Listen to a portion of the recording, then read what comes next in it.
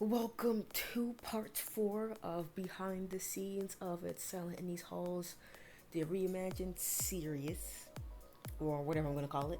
This is part 4, and we're going to be talking about rendering, animation, 3D animation, and 3D art programs. We're going to talk about it all. And we're going to pass along some tips. I'm going to tell you guys some softwares that I've used, have not used, some certain softwares I know about. Just basically, this video, if you want to get into 3D animation, 3D art, this video will be for you. Actually, this whole series is for people. That's why I started this thing in the first place, because I want to make a series where people can get some tips, get some help if they're in a position where they're trying to start their own short film or series and they don't know what to use, so they can probably find these videos and maybe get some help, maybe get some insights on some things. And yeah, I want to help people, so that's also why I wanted to do this series. So I'm animating in that studio. This whole program, 90% of it is rendered in that studio. The other 10% is Blender, and it's only one scene with the yacht. But everything else is that studio. And then I use Marvelous Designer to design the clothes, some of the characters.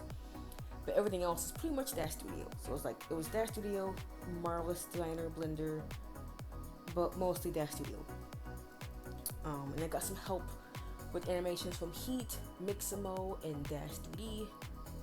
And for the facial mocap, I used Face Mojo.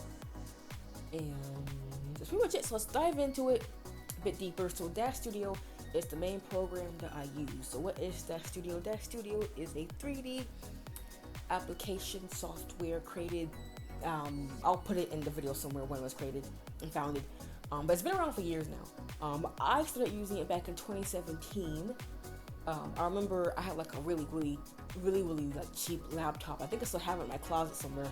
But that's when I first started using that studio on that laptop. I've been using it for a little while now, that studio. And I remember it was like my birthday, and I was deciding, because I really wanted to get started into 3D animation, 3D art, and jumpstart my career, my journey. So I was choosing between Dash 3D and iclone. And I went with Dash Studio because the software itself was free. And then iclone costed like $200, $300 at the time. It's gone up since then, but it was a bit cheaper back then. So, at least from my memory. But yes, that's why I went with Dash Studio, and that's why I've been sticking with Dash Studio all this time, because the software itself is free. It comes with a free render engine, Iray. Actually, it comes with like 3 different render engines for free. You get Iray, 3Delight, and this newest one called Filament, which me personally, I don't like Filament because it's kind of like crappy to me. But depending on the look and the art style you're going for, Filament could work for you. So can 3Delight as well. I've tested with 3Delight in the past, but didn't really get good results because I can't really figure out how to really work the engine that well. But anyway, I like Iray. Anyway, you get 3 render engines for free. The best one being Iray, in my opinion. The whole software is free for free. The software itself is free, and it comes to a good little bit of stuff for you to play around with for free. Of course, other assets and stuff you have to pay for, but the application itself is totally free. And like I said, it comes with a good little bit of stuff for you to try for free before you want to commit to anything. And if you buy some stuff off the Dash 3D marketplace, it's not still like, unlike iClone, where you're like buying the whole program for like $500-$600. That's like committing. So like you probably want to get your money's worth out of that. But Dash 3D, you got a couple little things you don't necessarily need to commit. You can just come back to it whenever you want to, if you know what I mean. But yeah, so yes, that's why I chose Dash 3D. That's why I'm sticking with Dash 3D the whole time.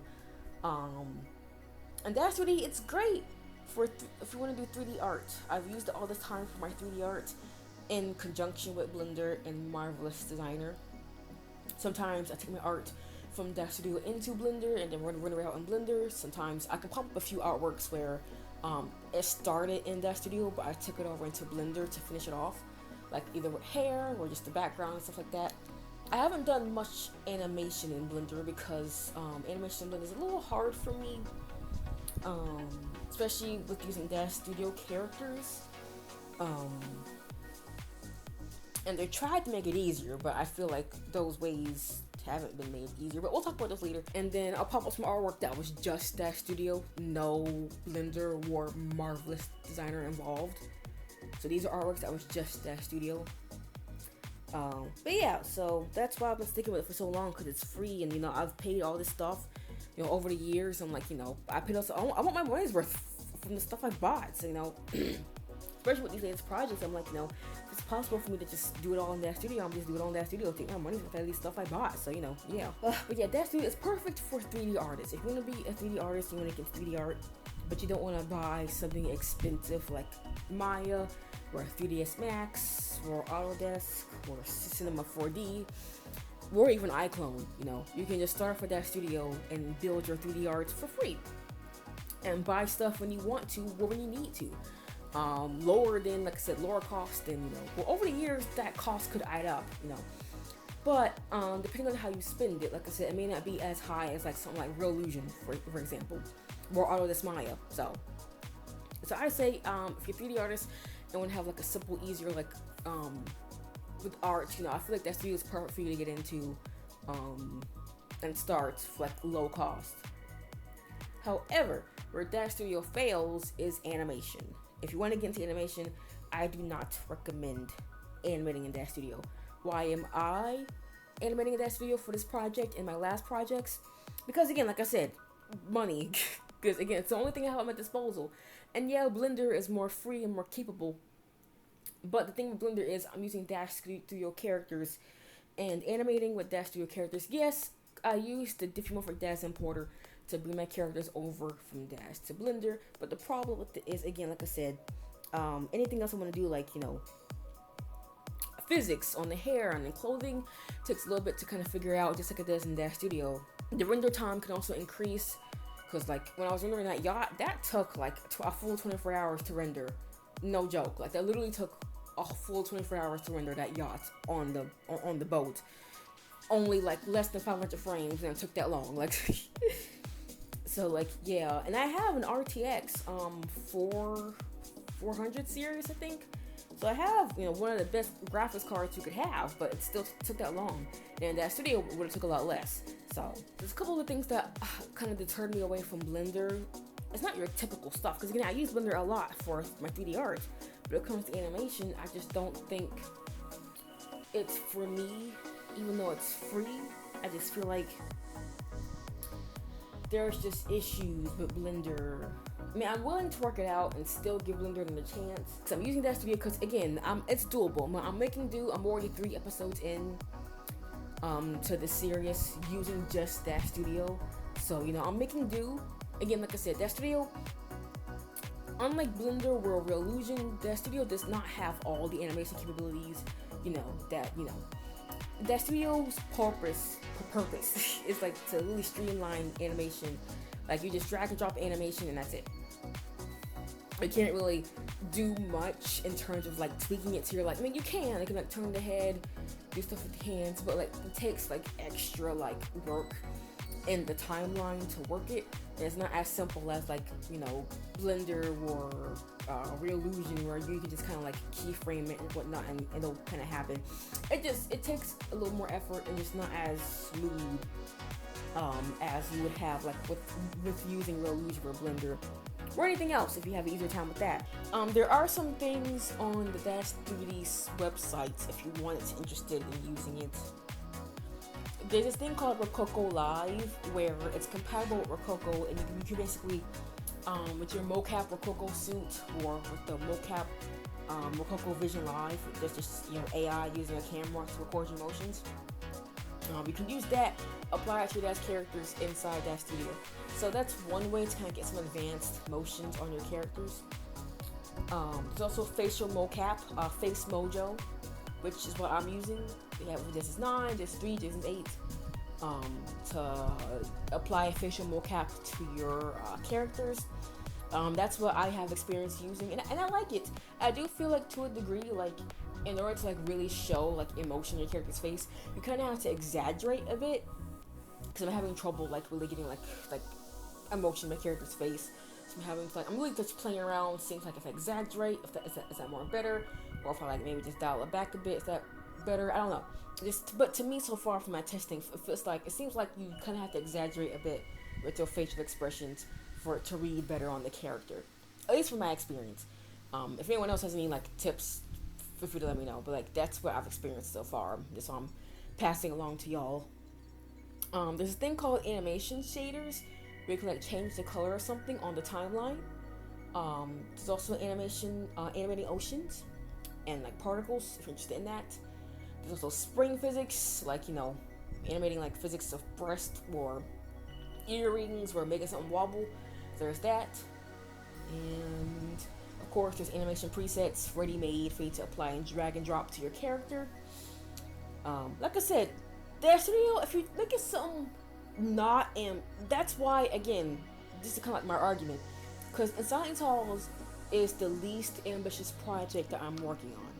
Like anything that I need, I can take care of. Like if someone's like doing like a magic or like a magic wand, I can like take care of it, like those particle effects and those effects and post editing, and just take care of it in there. But like my future projects are much more ambitious, and yeah, that studio is not gonna cut it for those projects. But in Silent Halls, that studio was able to cut it. I was able to use that studio for Silent Halls because it was the least ambitious project. It was it's a project I was further along and finished writing, and character design and all that stuff. So yeah, that's why I went ahead and just used that studio for Silent Halls, because I was like, it's doable. Like I said, no, that studio isn't great, but like it's doable, and for Silent Halls, it'll work. With my other projects, no, it will not work. But yeah, so yeah, that studio also they did some updates over a few years. Like he updated the UI. It used to be like yellow, now it's blue, kind of like a greenish blue looking thing. I mean, it used to be yellow and black and gray. Now it's like a greenish blue. He updated to Genesis 9, so the newest like figures Genesis 9, which I've moved to because I wanted like better like I wanted like more access, like more stuff. So that's why I moved up to Genesis 9. Plus, I didn't really feel the need to like, keep being on Genesis 8. And I was like, no, we could just move to Genesis 9. And maybe my characters look a bit more high quality and whatnot. So that's what Genesis 9 kind of offers, is better quality and whatnot, kind of, sort of. Anyway, if you're a Daz user, like, because there's a ton of people who are like older than me, who have been using this video for years longer than me, who are like comfortable using Genesis 3 and 2 still. But for me, I want to I like using Genesis 8 and 9. And those are, plus, like I said, it's backwards compatibility. So, like, certain shoes and certain clothes can still fit Genesis 8 and 9 from those past figures. You can still wear those clothes on the previous figures and put them on Genesis 9 and Genesis 8. So, same thing with hair. So, I was like, you know what, sure. Certain hair, not every hair, but certain hair. DAS also has a physics engine called D-Force. It works with hair and clothing. However, on the marketplace, there are certain hair and clothing that are like fit and ready for D-Force, and there are certain hairs that are not. So if you wanted to add physics to that hair or outfit, you have to do it yourself using that. There's a way. I could look a few tutorials that I follow to add physics to hair and clothing. It doesn't always work. I think it depends on the hair and how good quality the hair is. Because testing on certain hairs, sometimes you get bad results, sometimes you get good results. So just be warned if you want to add physics to something that doesn't already have physics to it. Just be warned. And I wish when I was choosing the hairstyles for my girls, I would have considered that. That studio also has there's tons of stuff you can buy. They have sales all the time. So like I really recommend, like, if you want to buy something on their marketplace, wait for a sale, because 9 times out of 10 it will come on sale sooner than you think. So always wait for a sale. That's like my best, that's studio's greatest strength, is they always have sales and they always rotate, way better than reallusion or anything else. That studio loves having sales, and they also do surprise pop-up sales, like a flash sale. Sometimes when you log in, they'll do a thank you sale, you get 30% for your entire order. So yeah, they're really good at that, better than reallusion, who just loves to just steal your money and just doesn't care about sales. But that studio loves sales. They just love sales all the time. So I would highly recommend you wait if you want to get something off their site. Because you'd be angry if you paid full price for it and the next day it's on sale. That's happened to me before. So yeah, wait for a sale.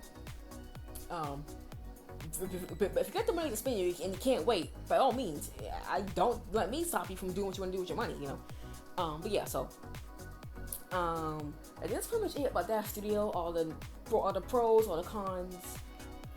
We all know, if you're a DAS studio user, the biggest con is its animation features. Biggest pro is it's great for art and for artists. So you can really make the art your own. I've over the years I can pull out some few images that I've rendered solely in Dash Studio that I just went to town on. Really did it myself in Dash Studio, just using everything at my disposal in Dash Studio. And I made some really cool stuff over the years. So yeah, you don't always have to just take stuff as is and just apply it to your character and just call it a day. You can really make stuff your own. So Marvelous Designer I've started using within the last couple years. Now I've gotten really good at using it. I made like tons of clothes over the years. I'll pop up a few. Like I said, I made Jasmine and Sabrina's outfits. Marvelous Designer, it's great. Like it's easy to make outfits. Like I'll put together outfits. I really learned like really quickly how to make outfits. It's really easy and really simple, and it's really fun, and it's such a vibe. And it's nice to kind of like problem solve and put stuff together, and like really watch your creation. And getting it into and from Dash Studio to Marvelous Designer is easy. The con is the price. Like for a year, it's dang near $300. And for a month, it's dang near $50. And I've only like paid for it like a couple times, but I'm somebody who's little to like broke. So yeah, even right now, like I really can't afford it at all right now. That's why I'm thankful that I'm able to work on my series right now, because it's keeping me busy. Because I can't work on any art right now. Well, I can work on art, just not art like making outfits and stuff like that. But I can still work on art, just not making outfits. But yeah, so it's annoying. And they used to not be subscription services. They used to be a perpetual license, but they changed that. Some argue, because I saw a Reddit post of like some people actually do like the subscription because like it helps them save money. But for me, I feel like nowadays like the economy is so bad where people, I feel like nowadays they hate subscriptions more than they love them. And I feel like subscriptions are hurting people more than it's actually helping people. Like for me, I would rather keep something forever, like pay up front for it forever and use it whenever I want, rather than having to cancel and then when I need it back, I can't get it back because I don't have the money to get it back. So yeah, that's my argument. Because we all have our different reasons for like loving and hating subscription services. And I ain't gonna tell you how to feel. You can feel how you want to about subscriptions, but for me, I just hate them, and I just feel like it's doing more harm than good. So, but that brings us along to our next program that I've only used free trial. I don't have it. I don't own it. I want to own it, but I don't have it. But I have used it a few times on a free trial basis. iClone and Character Creator 4, made by reallusion. At least I will give reallusion this. All their stuff is perpetual. Once you buy it, you keep it forever. You don't gotta pay for it anymore. So I will give them that. However, their pricing is like a major con. Like their pricing is crazy. Like so, I remember iclone was not that much money back when I first discovered it. Back when I was 16, 17 years old, it was not that expensive as it is now. It was dang near $700.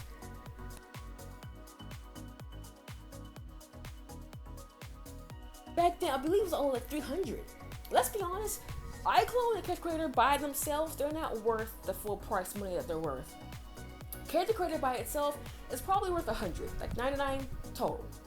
$99 total. It's probably worth that much.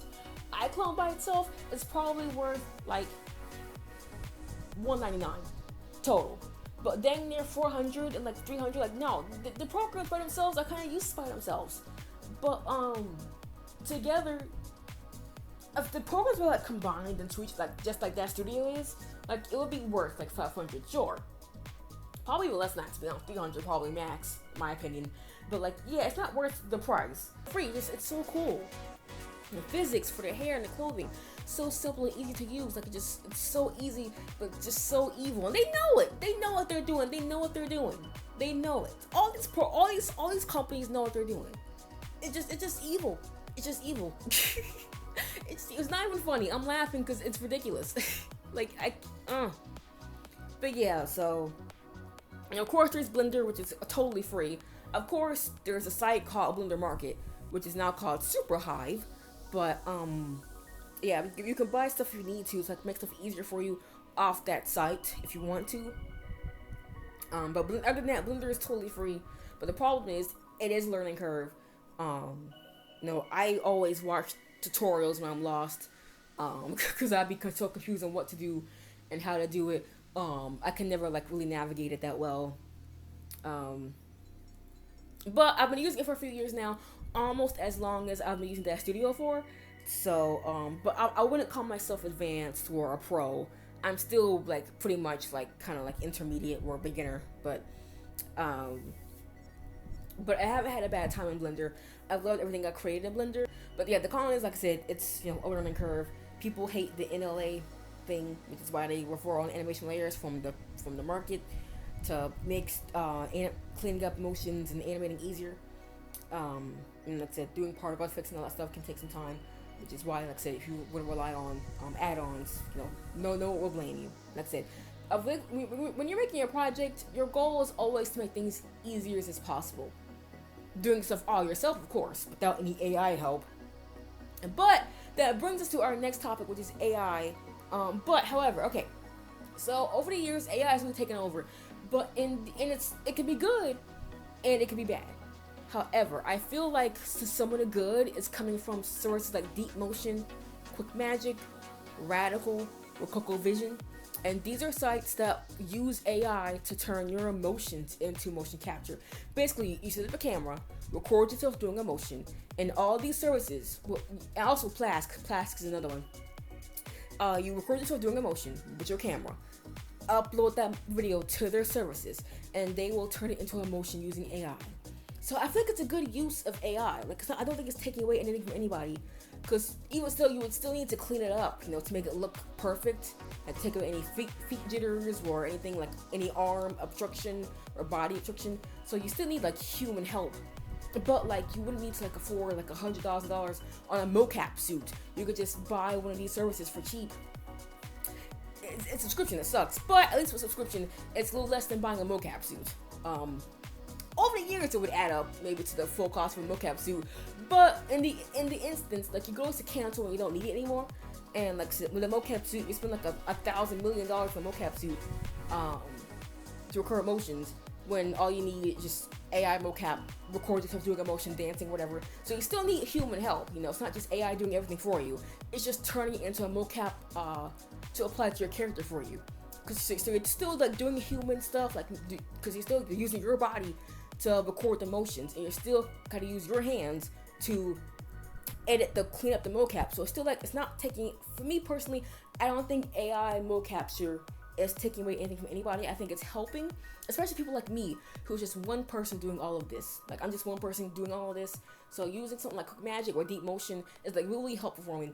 I think it's so creative and so cool that, and I think this is a good use of AI. Because it's not taking anything from anybody. Like, these are still like humans and just using AI to kind of help like stream things along.